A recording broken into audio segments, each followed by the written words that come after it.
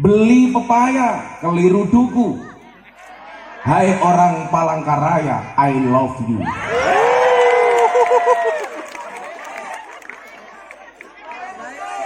Tambahi lagi. Tambah. Melupakan Allah itu dosa. Melupakan orang tua itu durhaka. Melupakan kota Palangkaraya mana bisa. Cakep.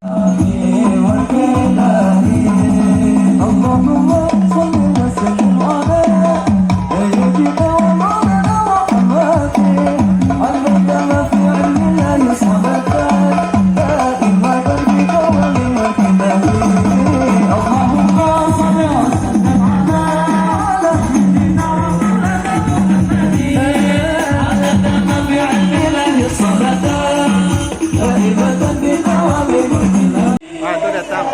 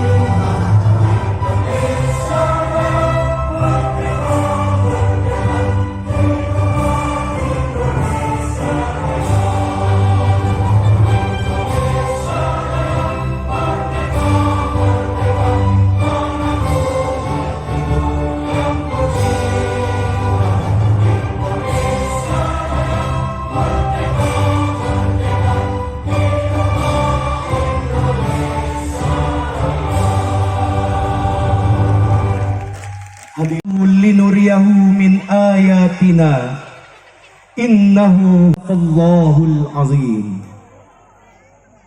Yang terhormat dan yang bersama kami muliakan Al-Mukarram Kiai Haji Miftah Maulana Mi'raj 1443 Hijriah, Masjid Darul Istiqomah yang Alhamdulillahi Rabbil Alamin wa kafa. Assalatu wassalamu ala Sayyidina Muhammadinil Mustafa wa ala alihi wa sahbihi ahli sidqi wal wafa. Subhanaka la ilma lana illa ma 'allamtana innaka antal alimul hakim wa tub alaina innaka antat tawwabur rahim. Rabbi israh li sadri wa yassir li amri wahlul 'uqdatam min lisani yafqahu qawli, amma ba'du.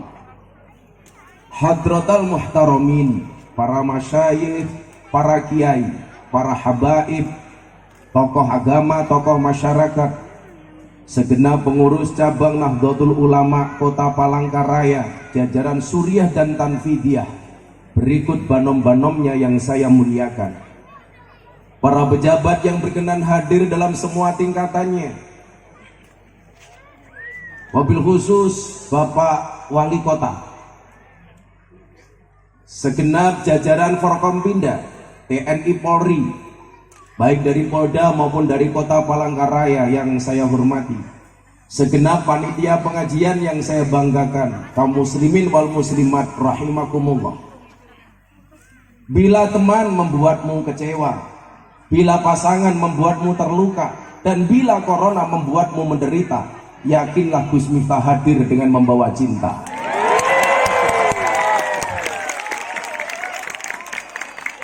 Cintaku padamu memang tidak seindah surat cinta untuk Starla, tapi yakinlah cintaku padamu lillahi ta'ala. Maka malam hari ini cukup saya katakan,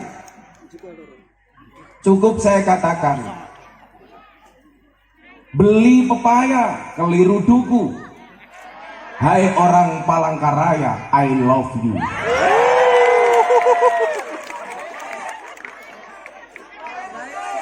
Tambahi lagi. Tambah. Melupakan Allah itu dosa, melupakan orang tua itu durhaka, melupakan kota Palangkaraya mana bisa. Cakep. Tambahi cangkemmu.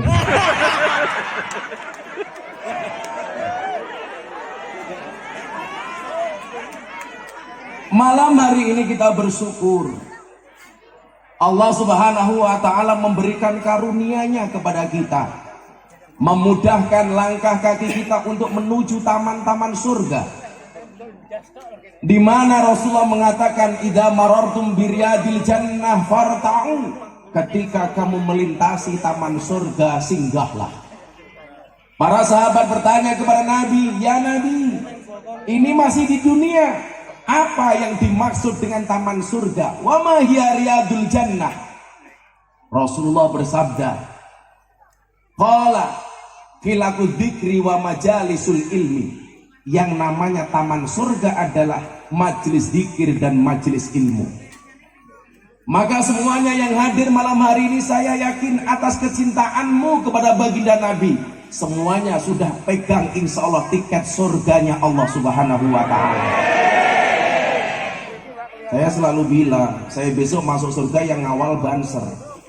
Banser itu kan tugasnya survei lokasi. Jadi sebelum kiai masuk surga, Banser survei ke dalam surga. Begitu surganya siap, kiainya masuk, Bansernya ulang lagi. Nah, saya meyakini sekian banyak yang hadir karena hatinya digerakkan oleh Allah. Manusia mampu bukan karena dia mampu, tetapi karena dimampukan oleh Allah yang maha mampu. Manusia bisa bukan karena dia bisa, tetapi karena dia dibisakan oleh Allah yang maha bisa. Coba Anda bayangkan satu hal sepele, kalau Allah mencabut kemampuan dari kita, maka kita tidak bisa melakukannya. Contoh tidur. Semua orang mengatakan tidur itu sepele dan pasti semuanya bisa tidur. Siapa bilang? Kita bisa tidur karena dibisakan tidur oleh Allah. Banyak orang sudah di atas ranjang, baca doa, Bismikallahumma ahya wa bismika amut. Dengan namamu ya Allah aku hidup, dengan namamu ya Allah aku mati. Mapan di atas tempat tidur, gak bisa tidur, padahal sudah berdoa. Tapi lucunya, kalau mendengarkan khutbah Jumat, gak usah membaca doa.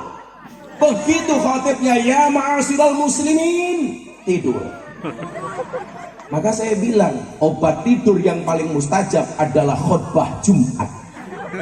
Ketika khotibnya ngeden, bengok-bengok khutbah, jamaahnya produksi air mineral, ces. Kencing, perkara sepele. Tapi tidak semua orang kemudian bisa dibuat kencing oleh Allah kalau Allah tidak memampukannya. Saya punya jamaah umroh, cewek mau berangkat harus suntik meningitis. Salah satu syaratnya cewek harus tes urin. 30 menit di kamar mandi saya tunggu, nggak keluar-keluar. Begitu dia keluar dari toilet, saya tanya, kenapa lama banget? Mohon maaf Gus, kencing saya nggak bisa keluar. Saya bilang, goblok, nguyo heraiso. Akhirnya gantian saya masuk toilet. 20 menit saya di toilet, tak gendengke juga nggak keluar. Tak obat abetke nggak keluar. Akhirnya saya jengkel, tak selentik indase juga nggak keluar. Kenapa? Karena Allah nggak memampukan. Sama halnya hari ini. Kalau kemudian Allah sudah memampukan menggerakkan hati semuanya, sesuatu yang tadinya berat menjadi ringan, yang tadinya susah menjadi mudah, yang tadinya masalah menjadi solusi, yang tadinya problem menjadi jalan keluar. Kenapa? Karena Allah menggerakkan hati kita. Disitulah kenapa kemudian kita diminta untuk berdoa, ya muqallibal qulub, tsabbit qalbi ala dinik. Wahai engkau yang membolak-balikan hati, tetapkanlah hatiku atas agamamu. Makanya kamu para jomblo jangan galau ketika nembak cewek ditolak. Masih kemungkinan dirubah hatinya oleh Allah. Makanya kalau kamu suka sampaikan, jangan diempet. Persoalan ditolak, tembak lagi. Ditolak, tembak lagi. Dan cewek juga sama. Ketika ada cowok suka sama kamu, katakan sama cowokmu, mas pilih satu di antara dua, halalkan atau tinggalkan. Gagah. Kamu cowok nggak usah galau. Niat tembak, niat nikah. Ditolak, tembak lagi. Malah galau. Aku nganan, kamu ngiri. Akunya bertahan, kamunya lari. Ya. Tapi ya kasihan sih.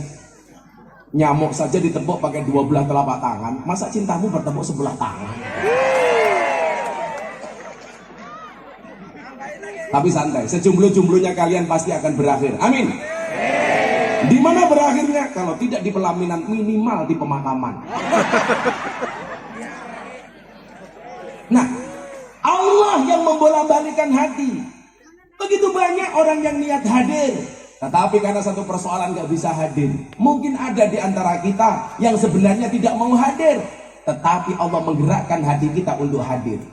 Saya tadi punya kawan dari Mabes Polri, Bang Taslim. Sore bilang, mohon maaf Gus, saya malam gak bisa ikut mendampingi ngaji. Kenapa? Saya ada tamu. Allah merubah takdirnya, tamunya gak datang, akhirnya ikut ngaji. Pak Wali Kota mungkin niatnya gak hadir, tapi tahu jamaahnya datang, hadir, kan lumayan. Ini Allah yang membolak-balikkan hati. Saya ingat betul ketika saya melamar calon istri saya, saingannya 3 orang. 1 anggota DPR, 2 polisi, 3 kepala desa. Gus Miftah pengangguran. Saya pede lamar. Saya bilang, kalau Allah menghendaki, Allahumma lamani alima aqtaita wala mu'tiya lima manakta. Orang sedunia nolak, Allah berkehendak. Orang sedunia kalah sama kehendak Allah. Orang sedunia menghendaki, Allah menolak.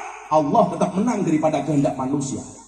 Orang se-Indonesia membuli Miftah gara-gara wayang. Allah menghendaki Miftah kena mental. Siapa bilang? Saya malah ketawa ke TV. Kenapa? Karena saya memperjuangkan nasib para dalang. Saya lebih baik menjadi lilin, membakar dirinya, hancur, tapi untuk memberikan penerangan bagi orang lain.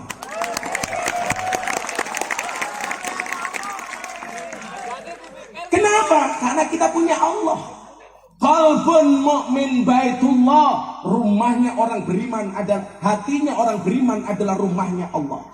Satu ketika saya datang ke Taman Mini Indonesia Indah, ada pameran akik Pak Wali Kota. Akiknya di dalam batu ada kalimat Allah. Dilelang, Anda tahu laku berapa? 7 miliar. Benda mati di dalamnya ada kalimat Allah, laku 7 miliar. Anda bayangkan bagaimana kemudian kalau hati manusia di dalamnya ada Allah, berapa harganya tak ternilai. Apakah ahli maksiat itu di dalam hatinya nggak ada Allah? Ada. Apakah mereka nggak punya iman? Ada. Apakah mbak-mbak WTS, PSK, pelacur nggak punya iman? Punya. Tetapi mungkin keimanannya tidak setebal kita. Apakah mereka di dalam hatinya nggak ada Allah? Ada. Saya masuk baca Quran, saya sholat, mereka nangis. Menunjukkan apa? Idza dzukirallahu wajilat qulubuhum, Al-Anfal ayat 2. Kalau orang itu masih ada iman di dalam hatinya, mendengar Allah dikumandangkan, hatinya bergetar. Saya ketika pertama kali sholat di lokalisasi, mbak-mbak yang mengikuti saya nangis mendengar saya sholat. Malam Jumat pertama saya datang, dilirik. Ini ngapain masuk lokalisasi pakai sarung? Malam Jumat kedua saya datang lagi, preman sudah mulai begini. Ini macam-macam gua habisin. Malam Jumat ketiga, mbahnya preman di Jogja datang ke saya bawa pistol. You macam-macam gua bunuh. Pistol tepat di kening saya. Saya bilang, Om, kasih saya waktu 3 menit. Saya akan ngomong sama you.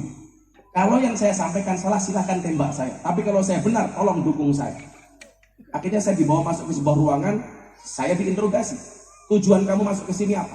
Saya bilang, Om, sebaik-baiknya tempat ada buruknya, maka seburuk-buruknya tempat harus ada baiknya. Sebaik-baiknya orang pernah berbuat buruk, dan seburuk-buruknya orang pasti bisa berbuat baik. Dan saya pengen menyalakan lampu di tempat yang gelap, menyapu di tempat yang kotor. Kalau Om setuju, saya akan ngaji di sini. Sunan Gunung Jaya, mohon maaf, Sunan Derajat mengatakan, wenono ageman marang wong budo, wenono tongkat marang wong buto. Berikanlah pakaian kepada orang yang telanjang dan berikanlah tongkat bagi orang yang buta. Akhirnya dia bilang, kamu buktikan.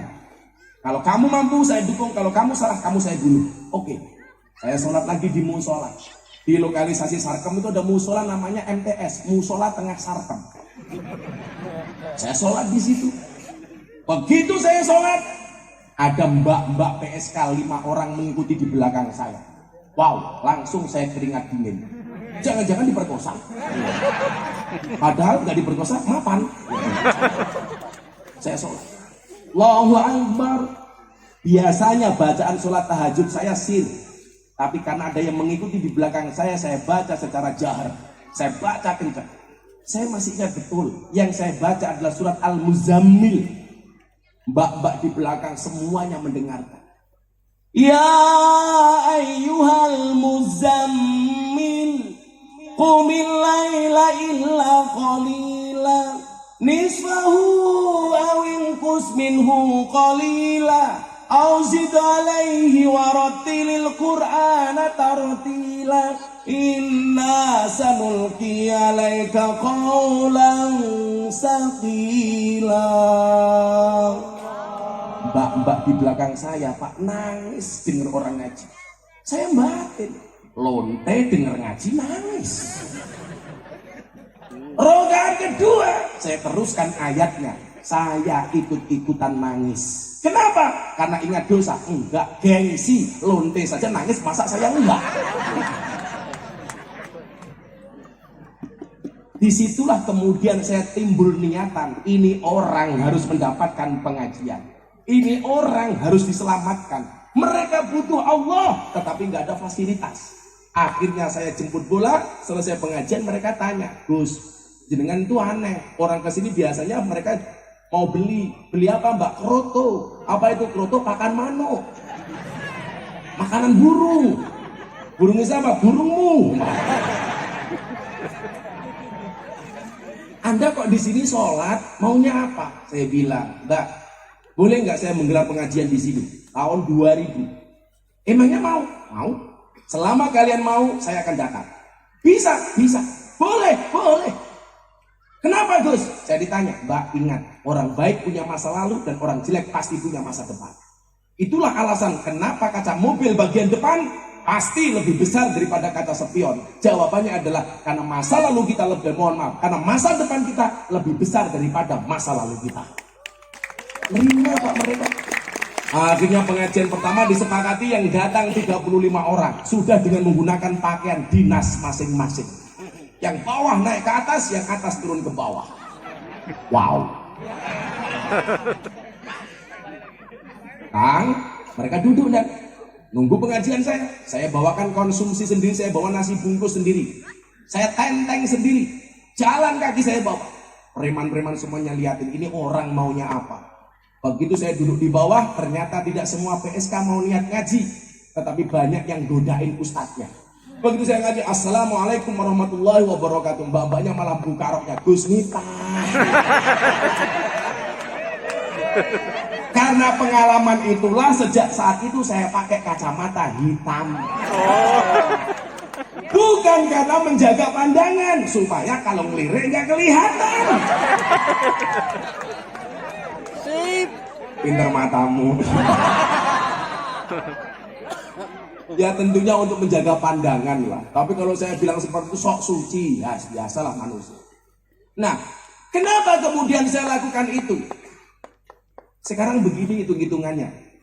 Ini masih banyak yang muda-muda kelihatan wajah-wajah jomblo di sini. Kalian santai saja lah. Ar-Rum 21 wa min ayati an khalaqalakum min anfusikum azwajan. Allah menciptakan manusia berpasang-pasangan, betul? Itu artinya kalau kamu tidak punya pasangan, jelas kamu bukan manusia. Maneman, ngapain kamu sunat kalau nggak ada fungsinya? Malah seperti keran menguyuh tok.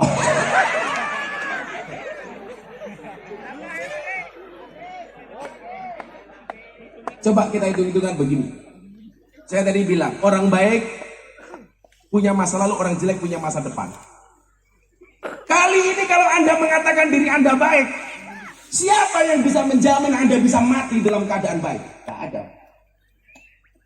Maka bagi orang yang sok suci, Allah mengingatkan di dalam Al-Quran, fala tuzakku anfusakum huwa a'lamu bimanit taqwa.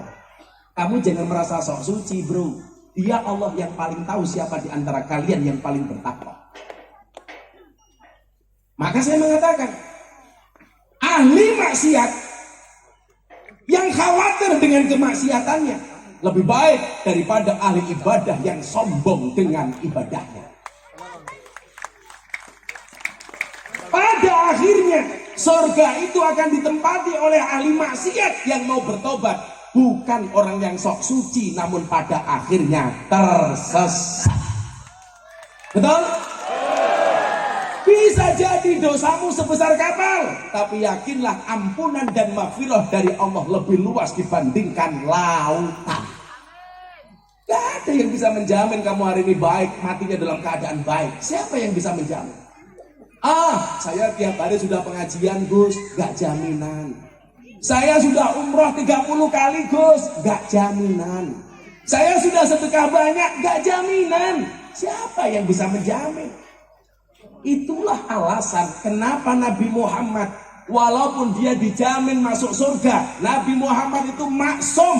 Artinya apa? Tidak mungkin berbuat dosa dan baginya pasti surga. Tetapi dia tetap mengucapkan ihdinas siratal mustaqim. Tunjukkan aku ke jalan yang lurus.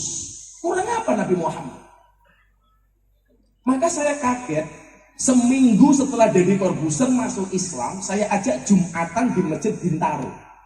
Pulang, begitu wartawan pulang, saya berdua sama dia tanya, mau syuting podcast waktu itu. Bro, saya mau tanya satu hal sama ibu. Apa mas? Bagaimana cara saya bisa menjaga iman? Kaget saya. Ini masuk Islam baru seminggu, kenapa? Dia bertanya bagaimana caranya menjaga iman.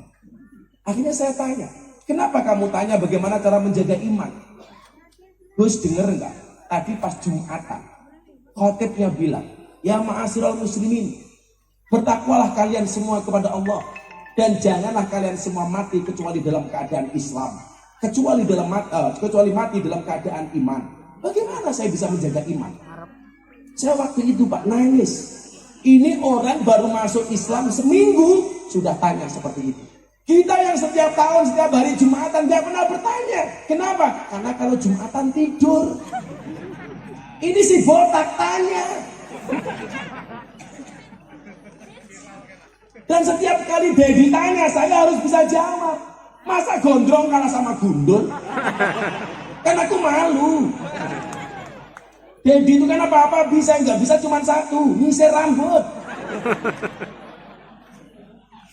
Saya bilang akhirnya sama dia, bro, benar aku yang mengajarkan Islam kepadamu. Benar aku yang menjadi wasilah hidayah untukmu. 8 bulan dia belajar agama sama saya. Benar aku yang menuntun kamu syahadat sehingga kamu menjadi seorang mu'alaf. Tapi yang perlu kamu tahu, jangankan menjaga imanmu, menjaga imanku saja aku tak mampu. Menjamin imanku aku tak mampu. Ingat Dedi, selain memberikan iman, Allah memberikan ujian dan cobaan namanya setan. Innahu lakum aduwwum mubin. Setan itu musuh kamu yang paling nyata. Dan yang perlu kamu ingat, setan tidak mencuri rumahmu.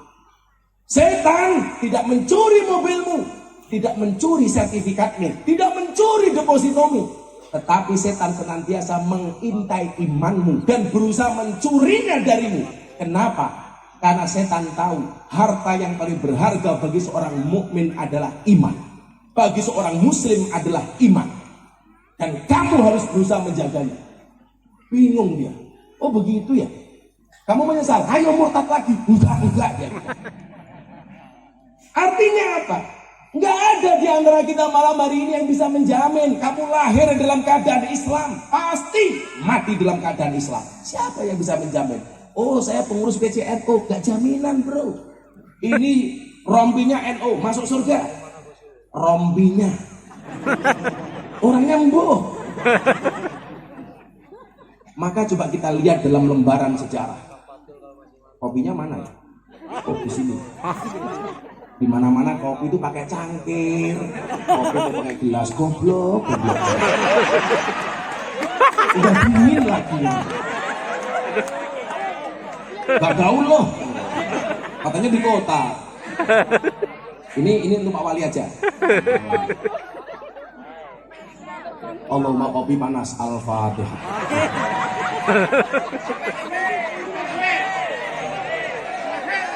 Aduh. Ada kopi pengajian lama, nggak ada kopi pengajian sebentar. Mutar Lagi dibikinkan.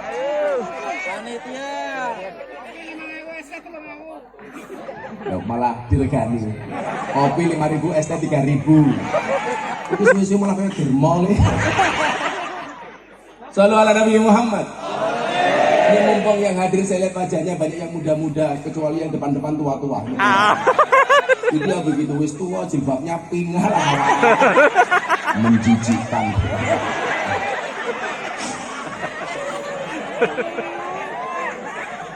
Dia itu sensitif kalau ada orang jilbabnya pink. Saya curiga, jangan-jangan sempaknya juga pink. Oh, rondo. Waduh, rondo. Sorry ya, kan kamu sudah tua. Gak mungkin aku suka sama kamu. Kan sudah pada luar sah.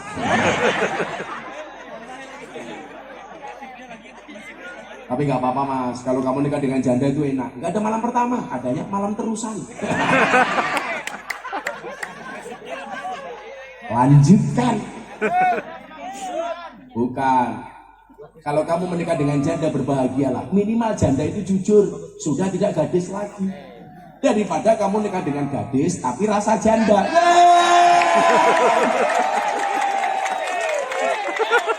Hancur. Remuk sum. Ono janda bengok-bengok info masih info. Sing sacet masih.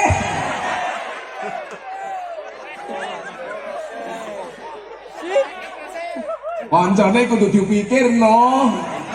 Dana kenakalan masih. Keting aku. Cah ompong yang gaya. Coba kita lihat. Lembaran-lembaran sejarah membuktikan banyak orang yang awalnya beriman mati dalam keadaan kafir. Demikian juga sebaliknya, yang awalnya kafir dia mati dalam keadaan iman. Kita lihat dalam sejarah. Kopi. Kok cepet?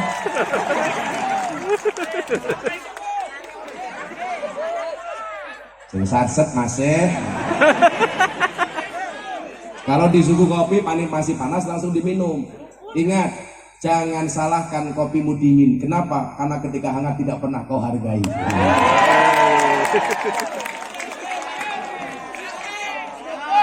Duduk mas. Mbak-mbaknya tahu kenapa kopinya pahit? Karena manis yang kamu habiskan. Tapi bohong. Pak Wali Kota, jadi orang itu kayak kopi saja. Gus Miftah itu kayak kopi, pahit sih, tapi banyak yang mencintai. Maka malam hari ini saya katakan sama orang Palangkaraya, cintaku padamu seperti air kencing di dalam kolam renang. Maksudnya apa? Wujudnya tidak nampak, tapi hangatnya bisa dirasakan. Masuk.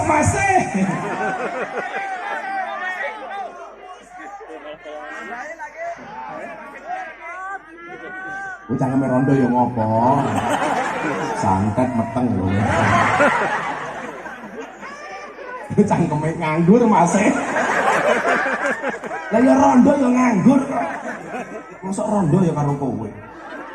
Wis sing rondo tak dongake. Jambu alas ning tengah sawah, wae limo sing mateng loro. Ayo ngaji sareng Gus Miftah sing isih rondo ndang entuk bojo. Kamu insyaallah bisa segera menikah ya.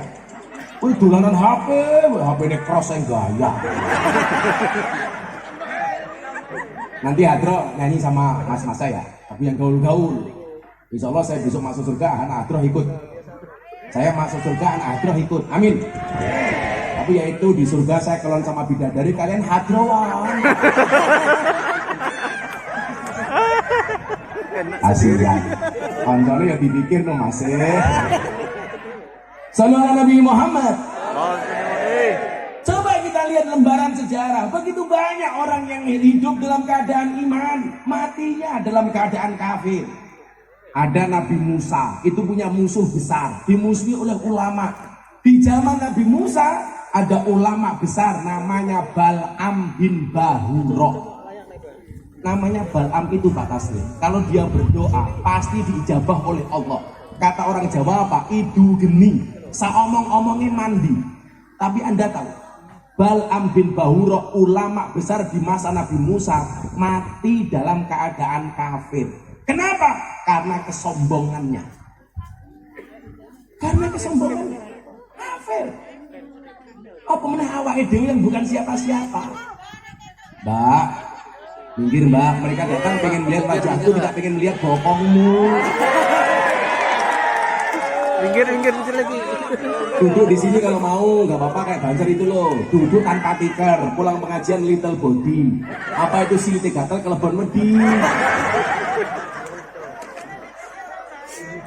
Ibu-ibu lebih suka saya duduk apa berdiri? Berdiri. Itulah Pak Wali. Di mana-mana perempuan suka yang berdiri. Pemanasan dulu Mas. Bal'am bin Bahura matinya kafir Pak. Padahal ulama besar. Semua doanya diijabah oleh Allah. Tetapi matinya kafir. Siapa yang bisa menjamin? Apalagi cuman kita. Siapa lagi? Delegasi sunnah. Namanya Rojal Unfuah. Ketika Nabi meninggal, kemudian khalifahnya Umar bin Khattab, Rojal Unfuah itu diutus menjadi delegasi sunnah. Ada orang yang ngaku Nabi, namanya Musailamah Al-Kadzab. Umar memerintahkan Rojal Unfuah untuk mengingatkan Musailamah Al-Kadzab. Tapi Anda tahu, Rojal Unfuah mati dalam keadaan kafir. Siapa yang bisa jamin? Ubaidillah Al-Jasi yang menemani Rasulullah hijrah sampai ke Habasah mati dalam keadaan kafir. Kenapa? Karena kegemarannya minum khamr. Makanya kenapa kalau anak-anak mabuk justru saya dekati Pak. Saya nggak mau dia menjadi seperti Ubaidillah Al-Jasi. Hujan. Apa? Hujan. Pengajian bubar. Yes. Udan Pak Udan. Lanjut.